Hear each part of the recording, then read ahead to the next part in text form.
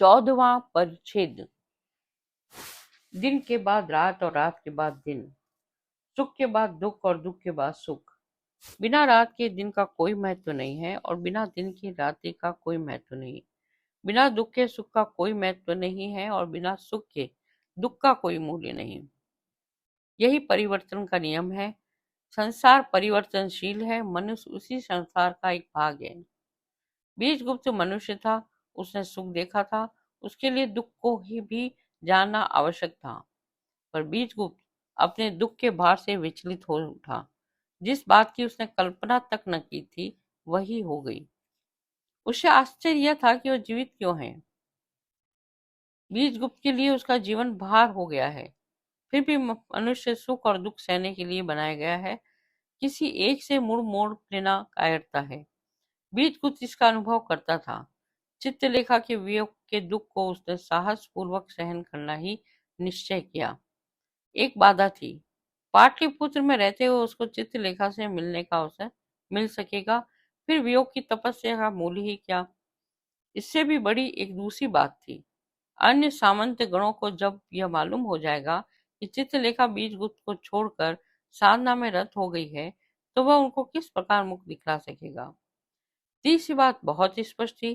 क्या यशोदा उसके प्रेम को प्रभावित कर सकती है।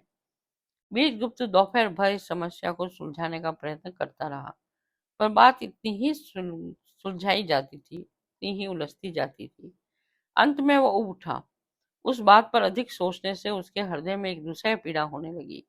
संध्या के समय उसने श्वेतांग से कहा, श्वेतांग, मेरा एक प्रस्ताव है। वह क्या। तुम लोग काशी चलें।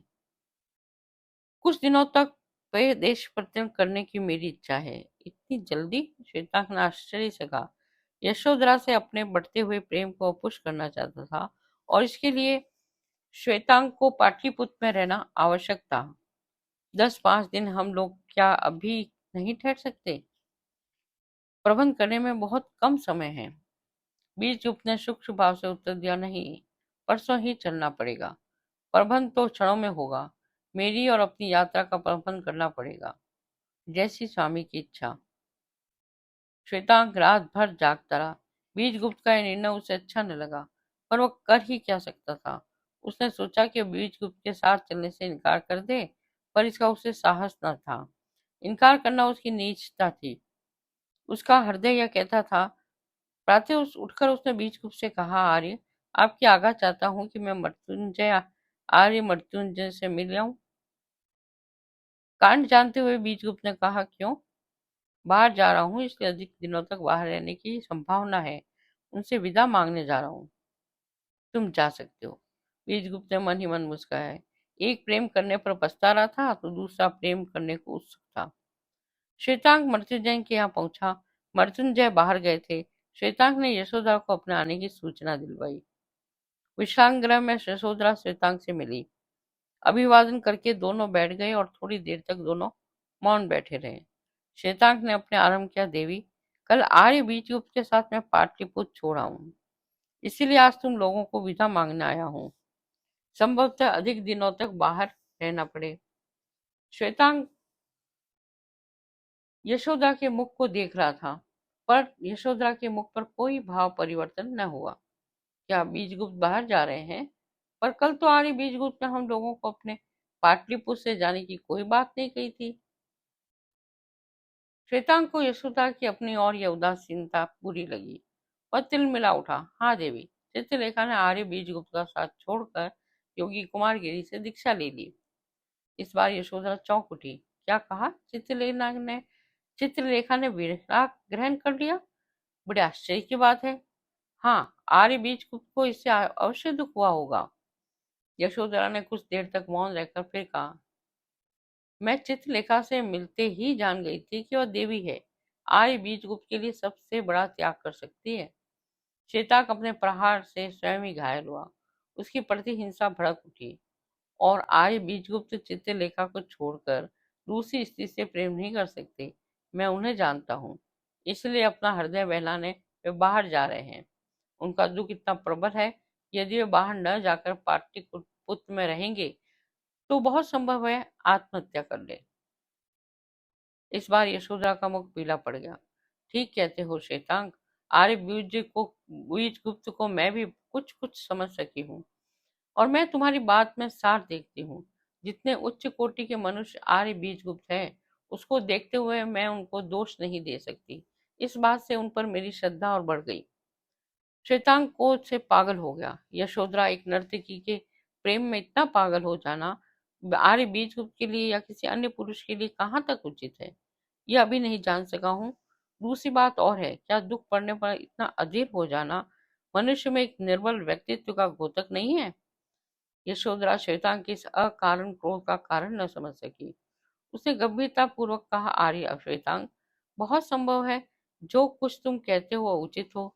मैं तुम्हारी बात का खंडन नहीं करती, पर इतना अवश्य कहूंगी कि इसमें बीजगुप्त का कोई दोष नहीं है। देवी चित्रलेखा, आर्य बीजगुप्त की दृष्टि में और उनके जीवन में नर्तकी न थी, मैं उनकी पत्नी के तुल्य थी। इतना मैं जानती हूँ, तुम जानते हो, और सारा विश्व जानता है। साथ ही प्रत्येक व्यक्ति में कमजोरियां होती है। मनुष्य पूर्ण नहीं है।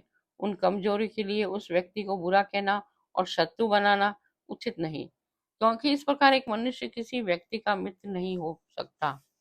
संसार के प्रत्येक व्यक्ति को यह बुरा कहेगा और प्रत्येक व्यक्ति उसका शत्रु हो जाएगा। फलते उसका जीवन भार हो जाएगा। मनुष्य का कर्तव्य है दूसरे की कमजोरियों पर सहानुभूति प्रकट करना। श्वेतांग का विरोध की भावना ने उसका सारा ज्ञान ढक लिया था। सहानुभूति और दया का कर्तव्य में कोई स्थान नहीं। कमजोरी की निंदा करके व्यक्ति से उन कमजोरी को दूर करना उचित होता है। यशोधरा हंस पड़ी। मनुष्य को पहले अपनी कमजोरियों को दूर करने का प्रयत्न करना चाहिए। आर्य श्वेतांग, दूसरों के दोषों को देखना सरल होता है, अपने दोषों को न समझना संसार की एक प्रथा हो गई है। मनुष्य वही श्रेष्ठ है जो अपनी कमजोरियों को जानकर उनको दूर करने का उपाय कर सके। यशोधरा का अंतिम वाक्य श्वेतांग के हृदय में तीर सा चुभ गया। वह यह निर्णय न कर सका कि यशोधरा ने उसी पर वह व्यंग्य किया था, पर यशोधरा ने जो कुछ कहा था वह ठीक था। वह बीजगुप्त पर लागू होता था, क्योंकि बीजगुप्त अपने कमजोरी जानता था और उनको दूर करने का प्रयत्न कर रहा था। वो वाक्य श्वेतांग पर लागू होता था, क्योंकि वह दूसरों के दोषों की मीमांसा कर रहा था। प्रतिहिंसा के अपने भाव को बुरा न समझता था। उसका मुख पीला पड़ गया। कांपते हुए धीमे स्वर से कहा, आर्य बीजगुप्त को तुम्हारे सामने बुरा कहना अनुचित था। मैं क्षमा चाहता हूँ, और आगे से मैं अपने दोषों को दूर करने का प्रयत्न करूंगा। आर्य बीजगुप्त को तुम्हारे सामने बुरा कहना उचित अनुचित था। यशोधरा क्रोध से लाल हो गई, पर एक क्षण में ही उसे श्वेतांग के अकारण क्रोध का कारण मालूम हो गया। दूसरे ही क्षण उसका मुख सफेद हो गया। आर्य श्वेतांग, तुम बड़े भ्रम में हो। मैं आर्य बीजगुप्त से प्रेम नहीं करती। तुमसे ये स्पष्ट कह देना ही उचित होगा। यशोधरा की आंखों में आंसू भर आए। उसने अपना मुख अंचल से छिपा लिया। श्वेतांग के मुख से वाक्य अचानक ही बिना उसकी इच्छा से निकल पड़ा था, और उसके लिए उसे दुख था, पर बात मुख से निकल ही गई। उसको यह लौटा न सकता था। उसने यशोदा के सामने हाथ जोड़कर कहा, देवी यशोधरा, मुझे क्षमा करना। मैंने बहुत बड़ा अपराध किया, पर उस समय मैं अपने आपे में न था। तुम शायद नहीं जानती कि मैं इतना कटु कटु क्यों हो गया हूँ। क्यों? कारण का अनुमान करते हुए भी उनको स्पष्ट रूप से सुनने की लालसा से शायद यशोधरा ने पूछा। इसीलिए कि मैं तुमसे प्रेम करता हूँ।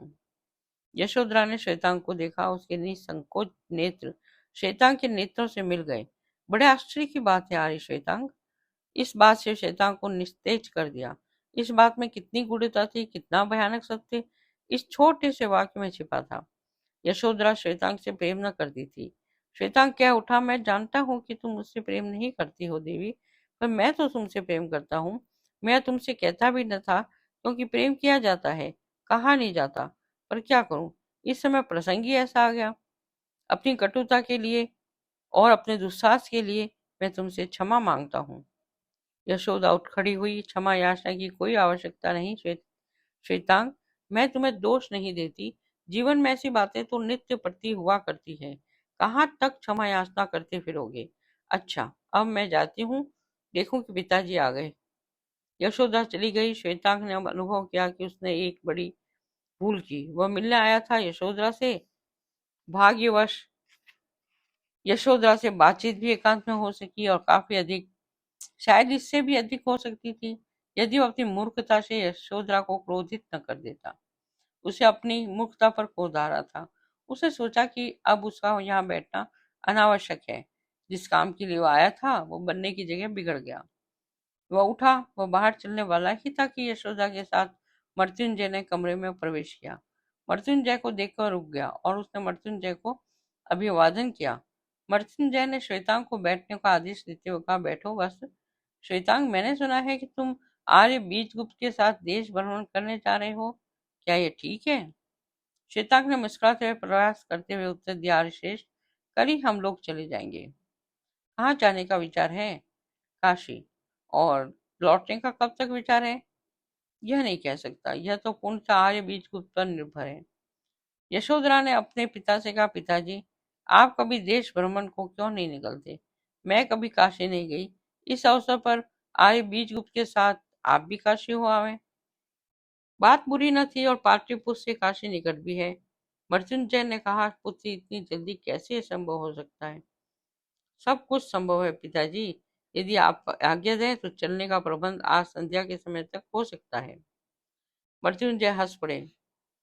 यशोधरा, तुम्हारे पहला साग्रह अनुरोध है, उसे टालना मेरे सामर्थ्य के बाहर है। यह भी प्रबंध कर सकती हो तो कर लो, और देखो मुझे तुम कोई कष्ट न देना। श्वेतांग का खिन्न मन और भिन्न खिन्न हो गया। अवश्य यशोधरा बीज से प्रेम करती थी, तभी तो वह इतनी जल्दी काशी चलने की तैयार हो गई। पर श्वेतांग ने अपने हृदय को यह समझाकर शांत किया कि बीजगुप्त को यशोधरा से प्रेम नहीं करता है। इतने दिनों तक एक साथ रहकर यशोधरा ये समझ जाएगी कि कौन व्यक्ति उससे प्रेम करता है। यशोधरा ने श्वेतांग से कहा, श्वेतांग, हम लोग भी तुम्हारे साथ चलेंगे, ये याद रखना, और आर्य बीजगुप्त से भी कह देना। मृत्युंजय ने हिचकिचाते हुए कहा, यशोधरा, पहले प्रबंध तो कर लो। यदि कल तक तुम प्रबंध न कर सकी तो आर्य बीजगुप्त का एक दिन यूं ही बैठ जाएगा। प्रबंध न कर सकी? कैसी बात कर रहे हैं पिताजी? आर्य, श्वेतांग, हम लोग अवश्य चलेंगे। श्वेतांग उठ खड़ा हुआ, तो फिर आज्ञा जाता हूँ। आर्य श्रेष्ठ, मैं आर्य बीजगुप्त से यह कह दूंगा। इस बार उसने यशोधरा से कहा, देवी, यदि प्रबंध में कुछ कष्ट हो तो मैं सेवा करने को प्रस्तुत हूँ। संध्या समय आ सकता हूँ। यशोदा हंस पड़ी। धन्यवाद आर्य, संध्या समय जब आप आएंगे तो यदि कोई कार्य आपके होगा तो बताऊंगी। श्वेतांग चला गया। जाकर उसने बीजरूप से कहा कि स्वामी, आज श्रेष्ठ मृत्युंजय और अपनी कन्या के साथ कल काशी की यात्रा करना चाहते हैं। उन्होंने आपसे कहलवाया है कि यदि यात्रा साथ हो तो अच्छा हो। बीजगुप्त इस प्रस्ताव के लिए तैयार न था। जिस कारणों से वह देश यात्रा करना चाहता था उनमें से एक तो उसके साथ ही चल रहा है, पर जब हो ही क्या सकता था। बीजगुप्त ने अपने अनमने भाव से उत्तर दिया, ठीक है, अच्छी बात है,